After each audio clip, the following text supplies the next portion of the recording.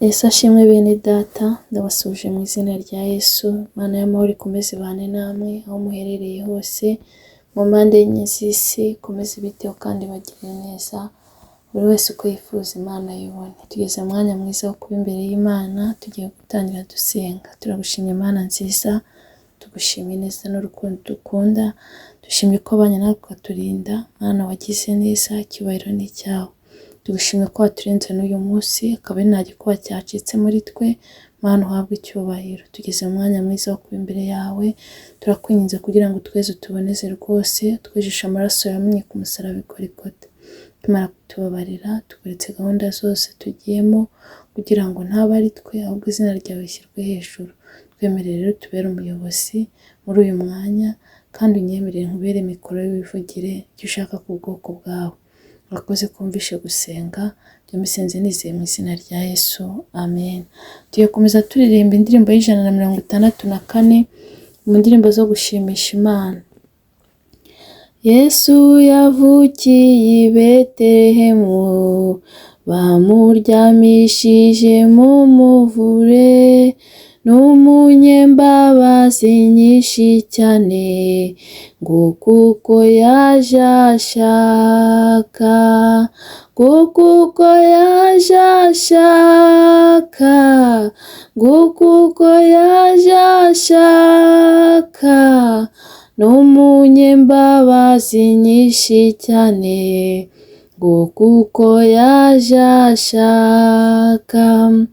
Yesu yancunguriye ku giti, kandi abohora umutima wanjye, ntangazwa cyane n'imbabazi ze, yazize ibyaha byanjye, yazize ibyaha byanjye, yazize ibyaha byanjye, ntangazwa cyane n'imbabazi ze, yazize ibyaha byanjye.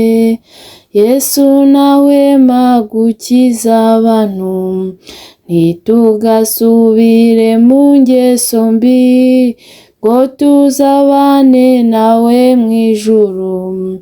Araduhamagara, araduhamagara, araduhamagara, ngo tuzabane nawe mu ijuru. Araduhamagara. Yesu azagaruka tujyane iwe, tugumane nawe iminsi yose, kuko yabisezeranye natwe, azaza ntazatinda, azaza ntazatinda, azaza ntazatinda, kuko yabisezeranye natwe, azaza ntazatinda. Dukomeze dusoma n'ijambo ry'Imana, dusanga mu gitabo cy'umuhanuzi Yesaya, ibice 9 kuva ku murongo wa 1 kugeza ku murongo wa 6. Reka nsome mu izina rya Yesu. Umutwe w'amagambo uravuga ngo ibihanura umwami uzavuka ari umukiza n'umwami. Abantu bagenderaga mu mwijima babonye umucyo mwinshi. Abari batuye mu gihugu cy'igicucu cy'urupfu baviriwe n'umucyo. Wagwije ishyanga, wabongereye ibyishimo, bishimira imbere yawe ibyishimo nk'ibyo mu isarura, nk'iby'abantu bishima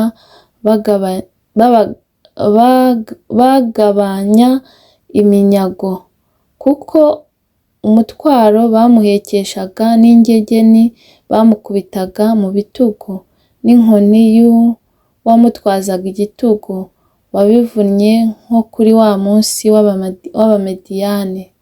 Ibyuma abafite intwaro bari bifurebye mu ntambara byose, n'imyenda igaraguwe mu maraso bizaba ibyo gutwikwa bibe nk'inkwi zo mu muriro. Nuko umwana yatuvukiye, duhawe umwana w'umuhungu, ubutware buzaba ku bitugu bye, azitwa igitangaza, umujyanama, Imana ikomeye, Data wa twese uhoraho, umwami w'amahoro. Gutegeka kwe n'amahoro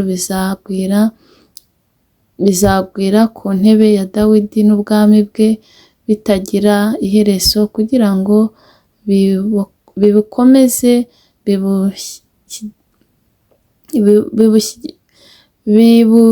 bibushyigikize guca imanza zitabera no gukiranuka, uhereye none ukageza iteka ryose. Ibyo ngibyo Uwiteka Nyiringabo azabisohoresha umwete we. Iryo ni ijambo ry'Imana. Uyu munsi nifuje ko tuganirira ijambo. Turi mu bihe byo kwibuka ivuka rya Yesu, ibihe bya Noheli, ariko ibi bihe nimureke tubihe agaciro. Ntago ari ibihe byo kurya no kunywa, ntago ari ibihe byo kwambara, ahubwo ni ibihe byo kugira ngo buri muntu wese yongere yitekerezeho, arebe inzira ze, uri mu bidatunganye abivemo, kandi n'uri kugenda mu bitunganye yongere asabe imbaraga, kuko ijambo ry'Imana ryarambwiye ngo wowe wibwira ko uhagaze wirinde utagwa. Imana itugirire neza rero. Ijambo ry'Imana ritubwiye yuko abantu Yesu Kristo atari yaza, abantu bagenderaga mu mwijima, ariko Yesu amaze kuza, abagenderaga mu mwijima ngo bavirwa n'umucyo mwinshi. Abari bari mu gicucu cy'urupfu nabo babona umucyo mwinshi. Yesu rero ni umucyo, natwe niyo mpamvu tugomba kugendera mu mucyo. Uri mu mwijima ni umunyabyaha. Abakora ibyaha baba bagendera mu mwijima, ariko abakora ibyiza byo gukiranuka baba bagendera mu mucyo, kuko Yesu ni umucyo. Utari muri Yesu rero ntago yabona umucyo, kuko umucyo ni Yesu, kandi ugenda akora ibyiza nawe aba ari muri Yesu, kandi abagendera mu mucyo. Imana itugirire neza rero. Nimureke abari mu mwijima tuve mu mwijima mubi, tuwuhunge, ahubwo dusange Yesu, kuko niwe mucyo. Yesu rero ibi bihe byo kwibuka ivuka rye, mureke tubihe agaciro. Ijambo ry'Imana ryavuze ngo umwana w'umuhungu yatuvukiye, ngo ubutware buzaba ku bitugu bye. Yesu niwe utwara byose, niwe mugenga wa byose, niwe Imana yahaye ububasha bwo gutegeka byose.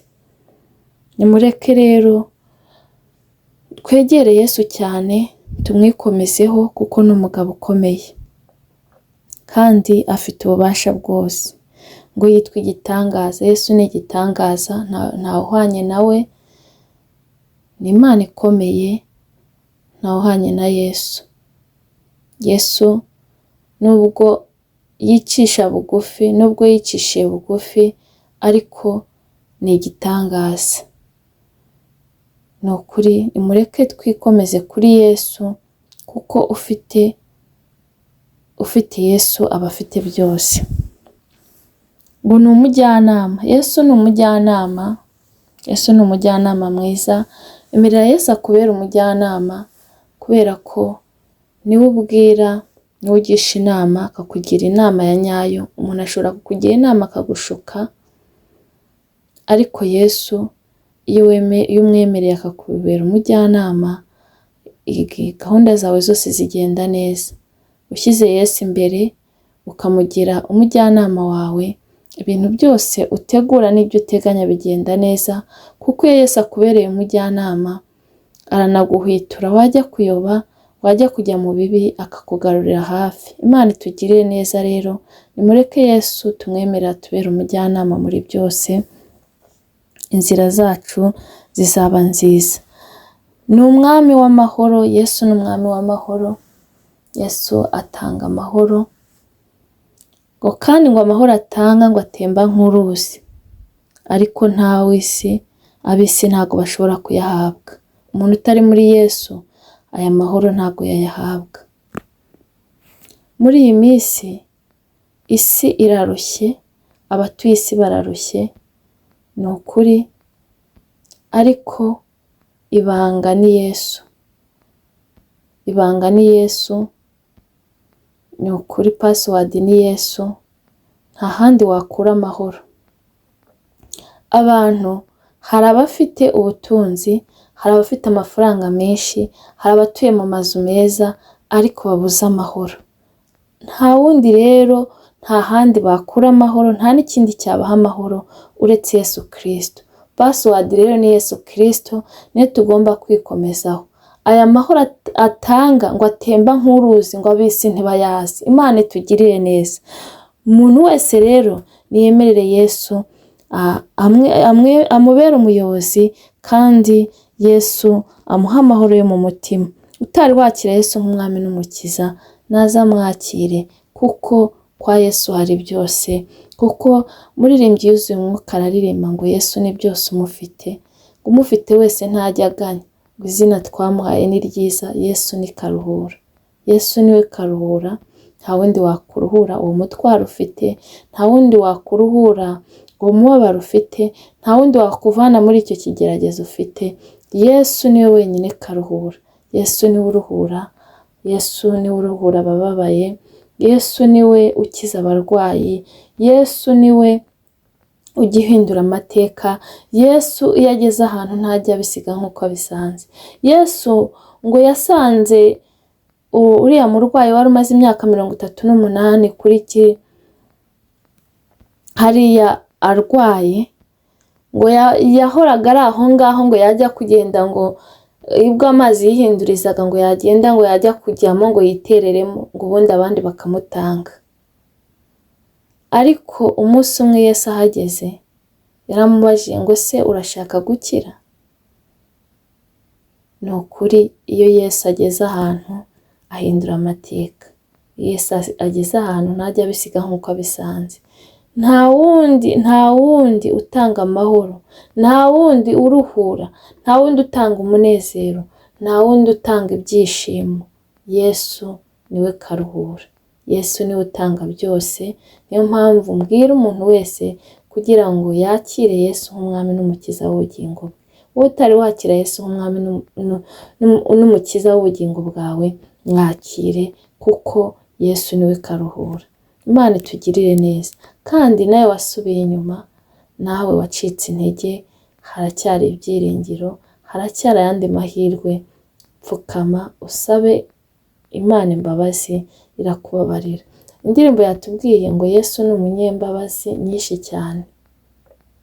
Yesu agira imbabazi, ahora ateze amaboko ngo yakire umuntu wese. Nimureke rero iyi minsi yo kwizihiza ivuka ry'umwami wacu Yesu Kristo ntituyipfushe ubusa, ahubwo kibe igihe cyiza cyo kongera kwitekerezaho mu mitima yacu.